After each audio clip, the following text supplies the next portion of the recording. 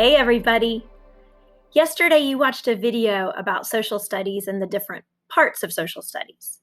I asked you to tell us about what part interested you the most. I enjoy all the different parts of social studies, but I think maybe my favorite is learning about cultures. I love to learn about different people all around the world and people right here in our community of Monroe and how they connect to each other and how they connect to different places and different experiences. Today, we're going to talk about different experiences and how experiences affect people, including you. Everything that happens to us is an experience. Experiences don't have to be big and fancy things. It can simply be seeing something or hearing something. It can be going somewhere, even something like going to the cafeteria at lunch at school. That's an experience that can affect what you know, what you understand, how you react to other people, how you feel. Every person on earth has tons and tons of different experiences in their lives. If you have brothers or sisters, think about how different you are from them. This is a picture of my sister and me. It's kind of old. It's from a while ago. Even though we look a little bit alike, we act very differently, and we have different likes, dislikes, fears, interests. Even if you have the same parents and live in the same house, you go through many different experiences during your life. Those different experiences shape who you are and the kind of person that you are. They might change your wants and desires in life, or how you react to other people. They even affect what kind of job you might want to have when you grow up.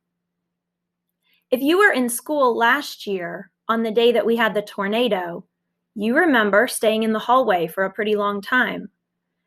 Some students were scared, confused, some people cried. That was an experience that everyone in our school went through.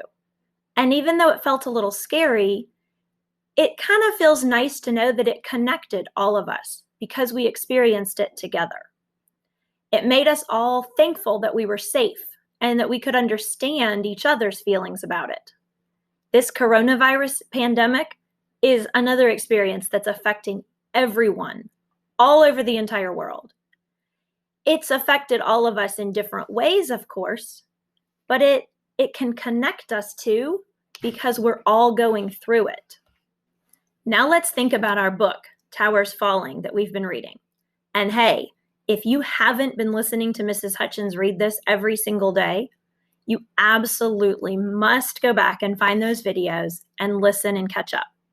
Seriously, it's such a good book. And if you've skipped any days or maybe even weren't paying attention one day, you'll miss a lot and it'll make it hard to understand. I also want us to connect some of our social studies lessons with this book. So please go back and find those videos. And if you're not sure how, ask your teacher. Let's think about the main characters that we know so far in that book.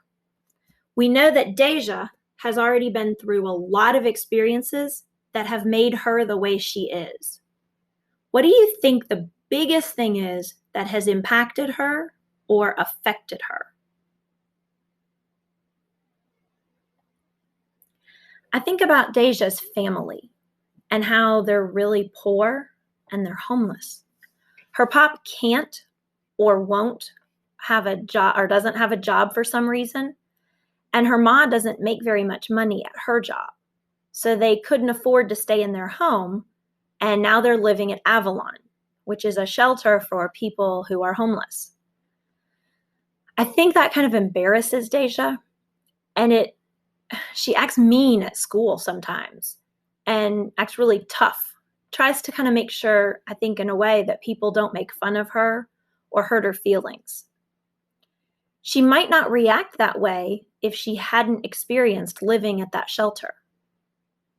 I feel like there's people at our school who are sometimes mean or really tough. They kind of act tough. I wonder if maybe they act that way because of experiences they've had in their lives. Maybe they don't want to have their feelings get hurt, And so they act that way toward other people to kind of protect themselves or prevent that. Thinking about Deja in that book might help me actually understand real people in my life, which will then affect how I treat them. It's a really big connection and something to think about. Experiences don't have to be bad either. Happy and fun experiences affect who we are too. One of the biggest life-changing experiences in my life was becoming a mom. When my son was born, and that was us a while ago, he's a lot bigger now, but when he was born, I changed a lot. I was already a teacher, but becoming a mom kind of made me understand the children in my class better.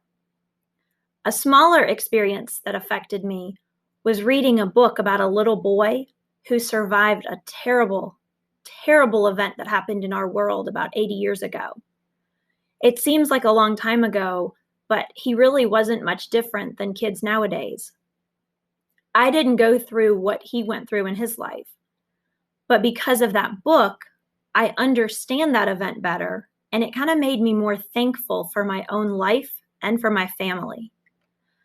I don't think I get as upset with my children over the little things and the little problems, because I realize now I'm just glad they're safe and they're healthy. I'm very grateful for that. So that simple book I read in a few days actually changed how I think and react forever. All right, so this is your task for today or for this coming weekend. You don't actually have to submit anything for social studies today. This is just for your own learning and understanding.